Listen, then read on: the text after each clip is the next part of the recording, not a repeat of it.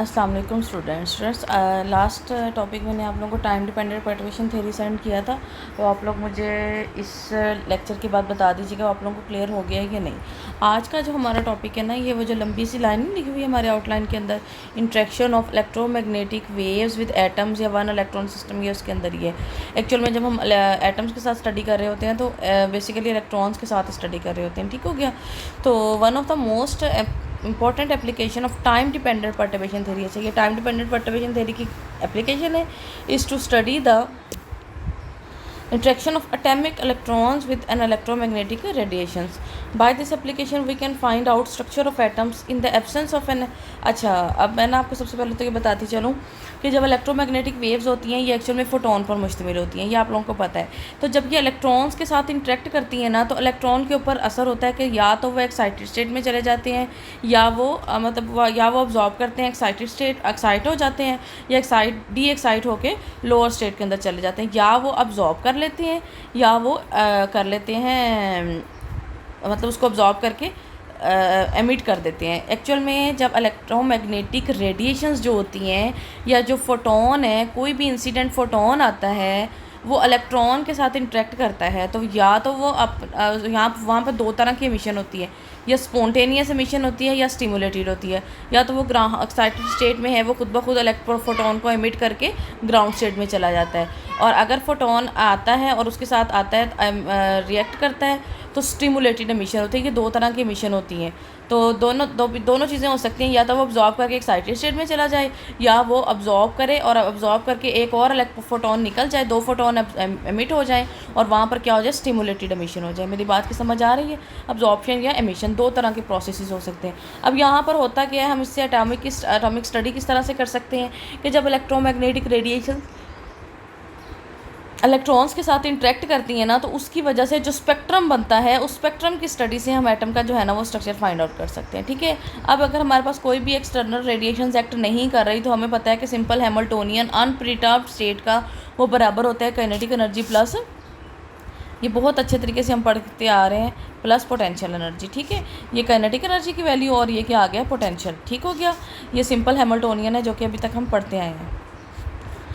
ठीक है। Where P square over 2m, एक second, where p square 2m is the kinetic energy, m is the mass of electron and v naught is the potential energy due to the interaction of electron with the other electrons and the nucleus.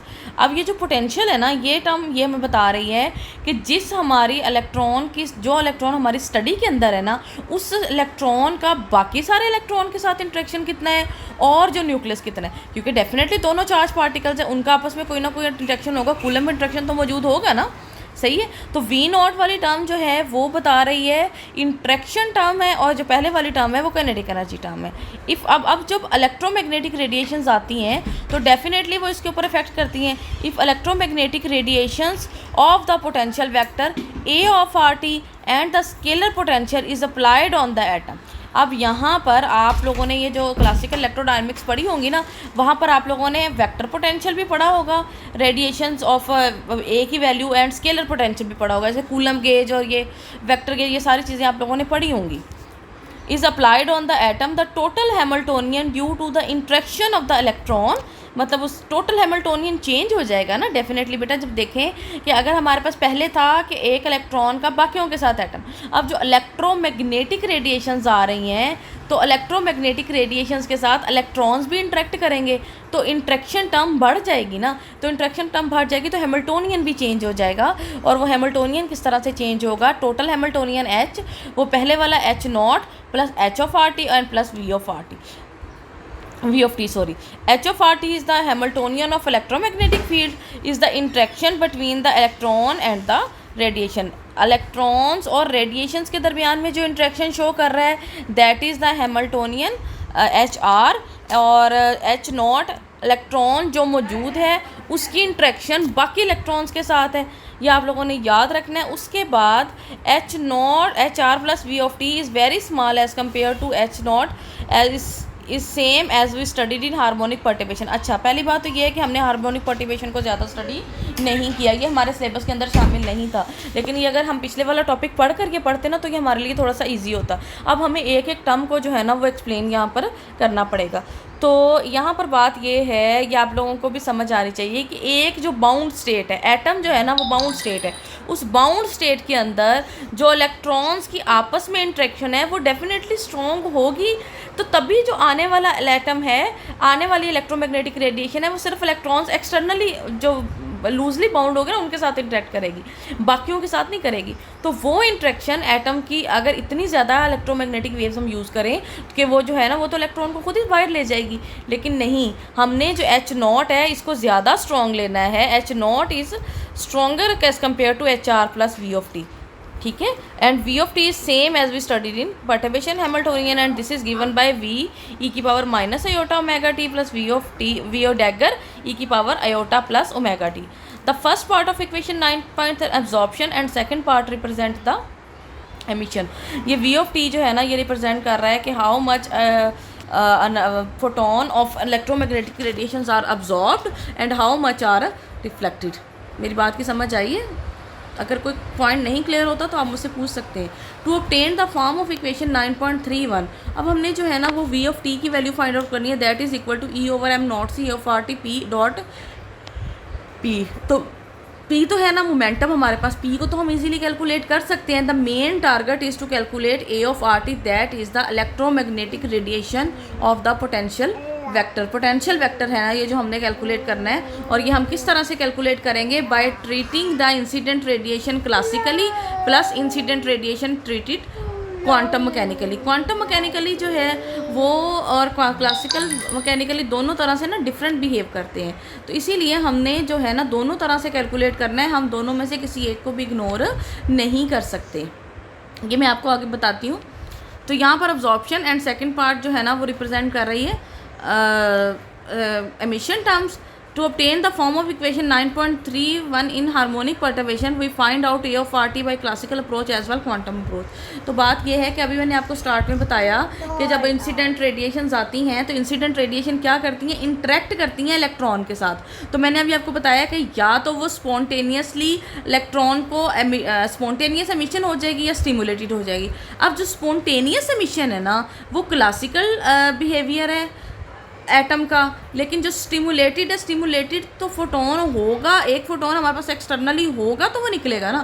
Spontaneous तो वो है ना कि खुद ही खुद ब खुद, जैसे इलेक्ट्रॉन अगर रोटेट कर रहा है तो वह रेडिएशन एमिट कर रहा है। लेकिन एक्चुअल में तो हमें तो ये तो हमने क्वांटम मैकेनिकली कहा था ना कि जब एक्साइटेड स्टेट से डी एक्साइटेड स्टेट में, लोअर एक्साइटेड स्टेट के अंदर जाता है या ग्राउंड स्टेट के अंदर जाता है तब वो फोटोन एमिट करता है और वो खुद ब खुद करता है, ठीक है। तो ये उस सूरत में है। तो ये स्पॉन्टेनियस जो है ना एमिशन है वो क्लासिकल बिहेवियर है, और यही हमने यहाँ पर स्टडी करते हैं। In classical treatment incident for radiation is valid only when large number of photon having large intensity are interacting with atom. Classically वो डील्स विद द वेरी, हम क्लासिकल मैकेनिक्स के अंदर काफ़ी सारे फील्ड्स को स्टडी करते हैं ना, हमें ऑपरेटर के साथ तो कोई लिंक नहीं होता, तो यहाँ पर इलेक्ट्रिक फील्ड भी आएगा, उसका मैग्नेटिक फील्ड भी आएगा क्योंकि इलेक्ट्रोमैग्नेटिक रेडिएशंस है, एंड ए क्वांटम उसका जो रेडिएशन फील्ड है, ठीक है। ए ऑफ आर टी किसके बराबर आएगा? ये टर्म एज इट इज़ आप लोगों ने याद करनी है। 2 पाई एच कट सी square over omega V, omega और वी पोटेंशियल, और ई की पावर आयोटा के और dot r minus omega t, साथ इसके जो है ना वो प्लस वाली टर्म आ जाएगी डॉट ई। ई क्या है? हमारे पास फील्ड है। Where E is the polarization vector, H cut omega is the energy of the photon, and V is the volume in which single photon lie. Sorry ये V potential नहीं है, that is the volume. By equation putting equation 9.31, अभी ए of R T को इस वाली equation के अंदर जब पुट करेंगे तो हमारे पास सिर्फ डॉट आ जाएगा ई डॉट पी, और ई ओवर एम नॉट सी साथ मल्टीप्लाई हो जाएगा। अब ये देखें बेटा कि ये वाली जो टर्म हमारे पास आई है ई की power minus iota omega T, तो क्या ये इसके साथ मिलती जुलती नहीं है? मिलती जुलती है ना। अगर मैं इसको सेपरेट कर लूँ, ई की power iota omega T minus dot कर दूं ई की power iota k dot are, ये अलग अलग हो सकती है ना। पूरी टर्म में से ई की power iota k dot are को कॉमन ले लें तो माइनस माइनस अंदर प्लस हो जाएगा। तो ये इक्वेशन हमारे पास, इस इक्वेशन को सिंप्लीफाई करें तो हमारे पास ये टर्म बनानी है माइनस आयोटा ओमेगा टी और अंदर प्लस आयोटा ओमेगा टी। तो हम इसमें से ये कॉमन ले सकते हैं, बाकी ये सारी टर्म, ये देखें ई, ये पूरी टर्म प्लस ई की पावर आयोटा के आर डॉट आर, जो कि हम यहाँ से कॉमन लेंगे, ये यहाँ से और ये यहाँ से। क्लियर? ये जब इसमें से हम कॉमन लेंगे तो ये हमारे पास यहाँ पर आ जाएगा, ये v, और ये v डैगर है ना, ये v इधर आ गया कॉमन, सॉरी इधर से लेंगे ये v, और ये v डैगर की टर्म आ गई, प्लस v डैगर है ना, तो v जो है ना हमारे पास आ जाएगी फर्स्ट टर्म, और v डैगर वाली ये माइनस वाली टर्म आ जाएगी दूसरे में। मैं आपको दोबारा बता देती हूँ ये टर्म, कि जब मैं इसको लिखूँगी ये पूरी टर्म इतनी, ये v के बराबर आ जाएगी, और ये अंदर मल्टीप्लाई इसके साथ भी हो रहा है ना, इसके साथ भी, ये e की पावर आयोटा माइनस के डॉट आर, और बाकी सारी ये बाहर वाली टर्म, ये किसके बराबर आ जाएगी, v डैगर। तो हमने यहाँ पर पहले वाली टर्म के साथ क्या पुट कर दिया, v और प्लस v डैगर। ठीक हो गया? अब ये अलग-अलग से हमने लिख दी, that is the 9. This shape is similar to equation 9.32 of harmonic perturbation. V of t is equal to v e की power minus iota omega T plus v dagger e की power iota omega T. Clear? ये dagger वाली term minus वाली और ये plus वाली आ गई, बाकी कोई चेंज नहीं दोनों के अंदर है। दिस इज़ द, अच्छा ये पहले वाली टर्म जो है ना वो अब्जॉर्प्शन ऑफ रेडिएशन है, और दूसरी टर्म है emission of radiation. The factor represent the radiation field of planar wave, planar wave क्योंकि ई की power iota k dot r आ गया ना यहाँ पर। The strength of the radiation for planar wave, the factor e dot p represents the polarisation of the planar wave, and the factor e की power minus iota k dot r represent the propagation of planar wave. ये सारी चीज़ें जो जो represent कर रही हैं ये आप लोगों ने एज इट इज़ ही लिख लेनी है। ठीक हो गया? उसके बाद है जी इक्वेशन 9.34, ये वाली जो टर्म है ये रिप्रेजेंट कर रही है stimulated emission and absorption. In stimulated emission we start with one incident photon and end up with two incident photon. Incident photon plus photon given by the atoms result from transition to lower energy level if we have a large number of atoms in the same excited state. The incident photon interact with the first atom, it will produce 2 incident photon which in turn produce 4 photon. These 4 photon then produce 8 photon, means that के number of photon double होते जाएंगे। एक photon आएगा वो उसके साथ उसको stimulate करेगा और एक और फोटोन जो है ना वो एमिट हो जाएगा।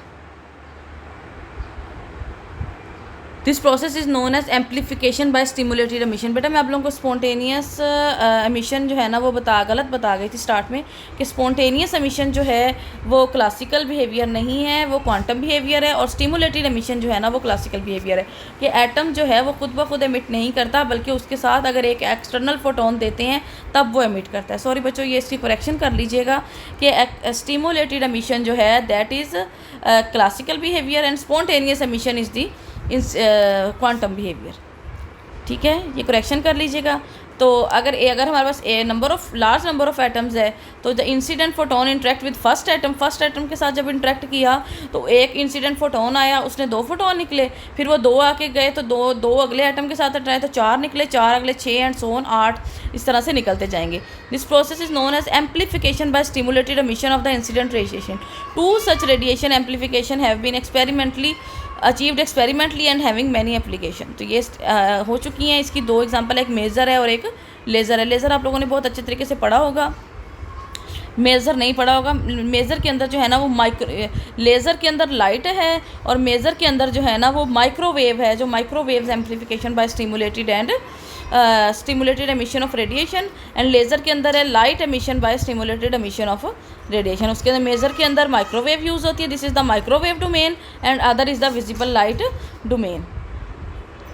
Putting equation 9.34 in the transition rate we have. अब ट्रांजिशन रेट भी जो है ना हमने पिछले टॉपिक के अंदर किया हुआ था, लेकिन ये हमारे सिलेबस में शामिल नहीं था, तो ये आप लोगों ने एज इट इज़ याद करना है। इसके अंदर क्या है, 2πh cut sigh of F का पहले v के साथ है जो है ना स्केलर प्रोडक्ट इसका लिखना है और उसका स्केयर, उसके बाद पार्शियल, ये इसको कहते हैं लेविचेविटा टेंसर वाला, ये है कि ई of F minus E I minus H cut omega T, ये दोनों सेम होंगे तो 1 देगा और डिफरेंट हो गए तो 0 दे देगा। EF minus EI, EF is the excited state energy, EI is the ground state energy, minus H का ओमेगा जो एनर्जी है फोटोन की, ये हम पीछे पढ़ के आए हैं। उसके बाद सेकंड टर्म हम इसकी लिखेंगे सेम इसी तरह से, सिर्फ एक चेंज आएगा कि हमारे पास जहाँ पर V था वहाँ पर हम क्या चेंज कर देंगे, V डैगर, और बाकी सारा कुछ वैसे ही आ जाएगा। लेकिन यहाँ पर एक और चेंज आएगा, यहाँ पर माइनस H का ओमेगा था, यहाँ पर प्लस H का ओमेगा आएगा, कुछ भी चेंज नहीं है। अब हमने दोनों टर्म्स को लहदा लिख देना है।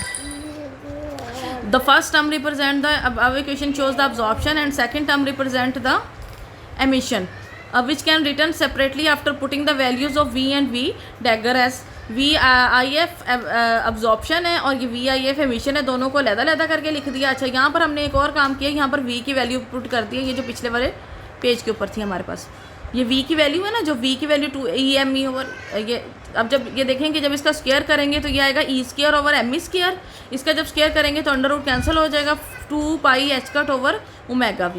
ये देखें कि हमारे पास यही है, ये 4 पाई स्क्वायर E स्क्वायर। अच्छा जी, एक चीज़ और है कि V जो है वो दोनों के ऊपर इंटरसेप्ट कर रहा है ना, दोनों के ऊपर एक्ट कर रहा है।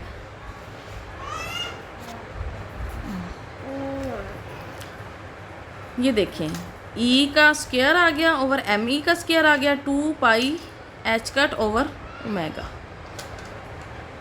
4 पाई स्क्वायर, ये एक दफ़ा इसके ऊपर एक्ट कर रहा है।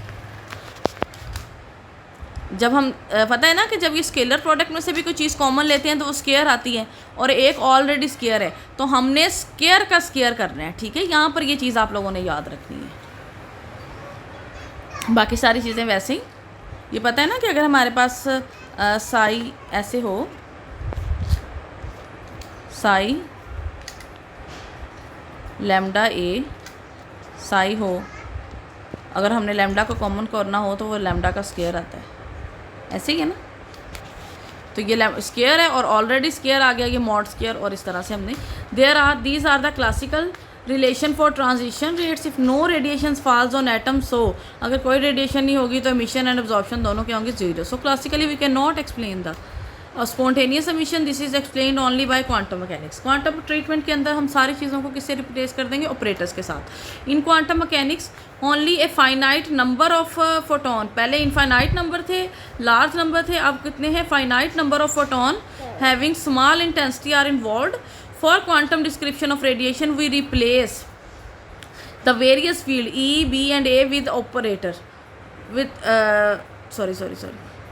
with operators in the absence of charge। Charge नहीं है, charge density, volume charge density 0 होगी, एंड करंट चार्ज डेंसिटी भी क्या होगी, 0 होगी। तो E and B depends only on A R T, hence the electromagnetic waves A of RT has two non-zero components along the direction of two polarization E1 and E2.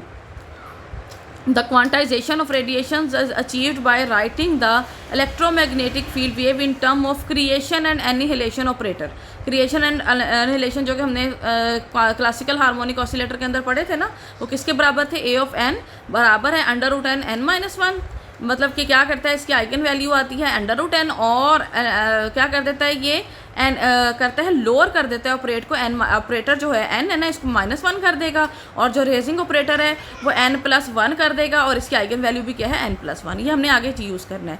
अब हमने जो है ना quantum relation for a which is expressed in the Fourier series, इसको इस तरह से लिखना है, k and lambda is equal to 1 to 2 pi H cut C square over omega k. ये वही फैक्टर है जो पहले हमने यूज़ किया है, लेकिन यहाँ पर ओमेगा जो है वो किसके ऊपर डिपेंड कर रहा है, के के ऊपर, और उसके ऊपर एक वेक्टर का साइन है, ये के वेक्टर, और ए लैम्डा और के ई की पावर आयोटा के आर, ये सारी टर्म वैसे ही, और ये डॉट प्रोडक्ट नहीं आया यहाँ पर, बल्कि ये ई जो है ये दोनों अंदर मल्टीप्लाई होंगे। ई लैम्डा की वैल्यू कितनी है, 1 and 2 1 lambda is equal to 1 and 2 में ये जो दो फैक्टर्स यहाँ पर यूज़ हुए, E1 and E2। तो यहाँ पर जो है दो ये इसके ऊपर समेशन लगाया है ना हमने, लैम्डा के ऊपर भी और के ऊपर। के ऊपर कोई लिमिट नहीं है, लैम्डा की जो है ना वो समझ आ गई है आपको कि ओमेगा की क्यों यूज़ की गई है, ओमेगा टी। अब सेम हमने कोई काम नहीं करना, बिल्कुल उसी तरह से इसको सेपरेट आउट करना है। जैसे k is equal to 2 pi over lambda, lambda is the polarization which has 2 values, put this in equation 9.31। ये जो है ना इलेक्ट्रोमैग्नेटिक वेव्स की जो है ना फिगर है, आप लोगों ने बहुत जगह पे पढ़ी है। वेवलेंथ है, कैसे जो है ना वो परपेंडिकुलर और magnetic and electric field propagate करते हैं, ठीक है। वी ऑफ टी अब निकालना है इसमें से, ये इस तरह से आ जाएगा ए ऑफ के लैम्डा के, और वी ऑफ टी को जब हम इधर पुट कर देंगे तो ये इक्वेशन हमारे पास बिल्कुल उन्हीं लाइंस पे चलना है हमने। अब इसमें से भी जो है ना ये सेपरेट आउट करना है ओमेगा टी वाली टर्म, और तो फिर इसके इसी तरह से क्या आ जाएगा, वी वहाँ पर लैम्डा के इस तरह से आ गया, और वी डैगर ये माइनस वाली टर्म आ गई, जिस तरह से बिल्कुल पीछे क्लासिकल ट्रीटमेंट के अंदर हमने किया था। The term V of lambda k and V of dagger lambda k corresponds to the absorption and emission of photon by the atom. ये सेम बिल्कुल जैसे हमने क्लासिकल में किया है ना, बिल्कुल इसी तरह से यहाँ पर किया हुआ है। Transition rate for absorption and emission of radiation, mean कि कितनी ट्रांजिशन होती है एटम की अब्जॉर्प्शन एंड रेडिएशन से। Before the atom and radiation interaction the initial state initial state है हमारे पास phi i psi i n i, और फाइनल स्टेट किस तरह से होगी, एन एक रेस कर देंगे n+1 और f by applying V dagger on a dagger state. अब ये हमारे पास जो है ना हमने आगे अप्लाई करना है वी डैगर के ऊपर फाई ऑफ एफ, और इस तरह से डॉट प्रोडक्ट निकालना है, ठीक है। अब यहाँ पर सिर्फ हम वैल्यू पुट करेंगे, वी ऑफ एफ इसकी वैल्यू क्या थी n+1 ई, वी डैगर की value e over m e 2 pi H cut over omega V volume, no baby 2 pi H cut omega V a dagger e की power minus iota k dot r epsilon e star e lambda star dot p psi of i. अब ये देखो बेटा कि यहाँ पर जो चीज़ें हमारे पास नहीं कॉमन है ना, कांस्टेंट सारे बाहर ले लेंगे। कांस्टेंट कौन कौन सा है, ये बाहर आ जाएगा, ये बाहर आ जाएगा, ठीक है। उसके बाद ये साई ऑफ एफ, ये वाली पूरी टर्म साई ऑफ एफ आ जाएगी बाहर। साई ऑफ एफ के किसके ऊपर रेस कर रहा है, ई की पावर आयोटा के ऊपर आ जाएगा, क्योंकि इनके साथ कोई जो है ना लिंक नहीं है। हमारे पास जो है ना चेंज यहाँ पर आएगा, जो ऑपरेटर एक्ट करेगा ना, ए डैगर ने एक्ट करना है n+1 के ऊपर और n के ऊपर, सही। और जब ये ए डैगर n के ऊपर है, हम इसको इसके ऊपर एक्ट करवाएंगे, ए डैगर जब n के ऊपर एक्ट करेगा, तो ये पीछे हम अभी देख के आए हैं, ए डैगर n के ऊपर एक्ट करता है तो इसको स्टेट को भी चेंज कर देता है, और साथ में √n आ जाता है, ठीक है। ये देखें, ये स्टेट चेंज हो गई n+1 और ये n+1 कांस्टेंट, ये कांस्टेंट बाहर आ गया, और ये n जो थी इसको हमने फिर n+1 कर दिया, ये नॉर्मलाइज्ड हो गया, इसके इक्वल आ गया 1 के, और ये बाकी टर्म हमारे पास फर्स्ट से आ गई। क्लियर, ये इस तरह से आ गया। अब साई ऑफ एफ वी को अगर हम लिखेंगे तो सिर्फ n-1 आएगा, और बाकी सारी टर्म वैसे आएगी, और यहाँ पर माइनस था, जहाँ पर माइनस था, यहाँ पर क्या आ जाएगा, प्लस आ जाएगा। क्लियर हो गया यहाँ तक। यहाँ पर भी नॉर्मलाइज होकर ये क्या हो जाएगी, 1 हो जाएगी। इसी तरह से ये जो है हमारे पास एमिशन वाली टर्म आ गई 2 पाई, ये जो पीछे हम अभी करके आए ना, the transition rate will be, ये पीछे हम पेज पे लिखे 2 पाई, इसमें सिर्फ वी डैगर की हमने वैल्यू पुट कर दी है दोबारा से, और ये एमिशन की आ गई, और ये अब्जॉर्प्शन की आ गई। ये क्वांटम मैकेनिकली आ गई, वो हमने पीछे वाले पेज के ऊपर ये जो है ना वो क्लासिकली निकाल ली थी, और ये क्वांटम मैकेनिकली आ गई है। क्लियर हो गया होगा, आई होप्स आओ आप लोगों को।